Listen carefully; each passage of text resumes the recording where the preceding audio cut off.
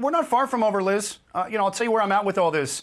The strike today, the strike that you just saw on the on Iran's television studio, their state-run media propaganda machine, wasn't reactive. That's a revolutionary hit right there. And Israel waited till they were on the air, and the reason why is because there's a big psychological piece here. Yeah. Israel picked the moment Iran thought it had the upper hand, let him get on TV and start squawking, and then launched a coordinated, intelligence-driven takedown of that station.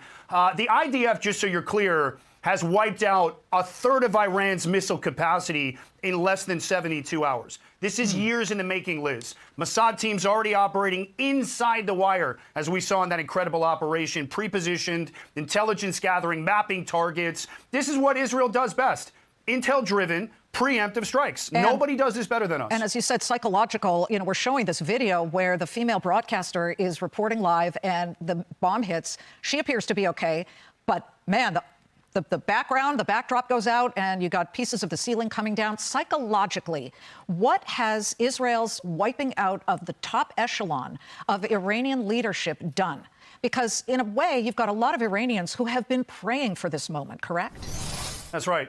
So here's how I frame it. Israel isn't just fighting a war with Iran. What they're doing right now, Liz, is they're redrawing the entire map of the Middle East. So there's going to be more of these deep strikes. There's going to be more psychological operations, which is a huge piece here. More monster moves that turn Tehran inward, Liz. We're going to play the paranoia game to fracture them and keep driving that fear. And so this is about reshaping who holds the power in the region, proving that Iran's little axis of resistance and their chest beating to Europe can be dismantled within days. And that's how quick this is moving. So what do you think? Because sometimes when there is a void left, and let's just say the Iranian leadership skedaddles and jumps on a boat and ends up in somewhere else, right? And says, well, it seemed like a good idea at the time.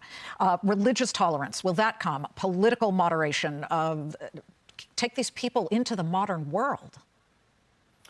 Well, it's a good question. I think it's time for a regime change. I think it's time for the Iranian people to step up. There's a lot at stake here. It's more than just missiles. It's who sets the rules in the region. And the problem with the regime, and they might come to the table. Israel will not stop systematically thumping Iran. Liz, we're inside their head. We're behind the wire. We're playing with the Iranians at this point right now. It's almost a joke. Even though Israel has got some defense they have to play, and we're doing our best to be able to protect from hundreds of missiles being launched, the region is about to see, I believe, a monster paradigm shift. And if Israel keeps doing what it's doing, which it is, targeting surgical, hitting the IRGC where it hurts, and exposing all the vulnerabilities, I'm hoping that's going to make the Iranian people see that the big bad IRGC is weak. They're vulnerable. It's time to stand up and rise. And I think that's what could potentially end up happening here. So my fingers are crossed, and I'm pulling for them because the Iranian people deserve better. And I'd like to say something to them, Liz. Mardomi Iran. این رژیم شما را گروکان گرفته. وقت آزاد است ما به شما هستیم. To the people of Iran, the regime has held you hostage, and it is time for your freedom. Israel stands with you. It's time to stand up. Aaron, why, and we know the answer, but I'm going to ask you, why has Israel largely left Iran's oil operations alone, like Karg Island, where so much of the oil is sitting there like a sitting duck? They could easily go after that. Is that simply because they don't want to stabilize the world? And there's also this worrisome question about the Strait of Hormuz.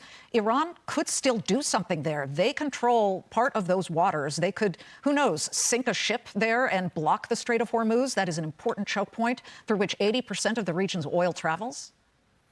It's a good question, Liz. I think it may have something to do with the fact that those oil fields are co-owned by various partners, including the United States. I think there's a lot of elements that have ownership stake in that oil. I don't think Israel wants to completely decapitate the oil and the markets shifting throughout the world. And so I think they're trying to be careful. But at the same time, there's other pieces here too, Liz. And I think, look, there's Saudi normalization. I know that that's something that you spoke about in your intro. And they're watching what's happening. And everyone feared that strong Iran.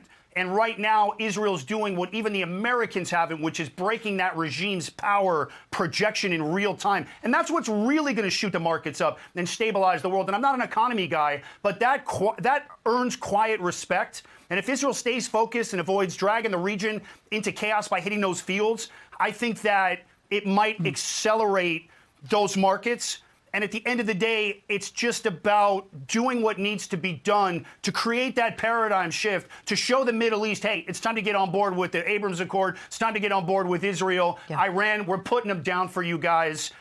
Let's keep this thing moving. But the big bad wolf has now been tamed. Well, let's not forget how important this is to the United States as well. For decades, Iran's proxies, particularly in Lebanon, back in the 80s, when they killed hundreds of Marines, what's going on, obviously, in the Gaza Strip and, of course, the Golan Heights, it's always been this massive agitation.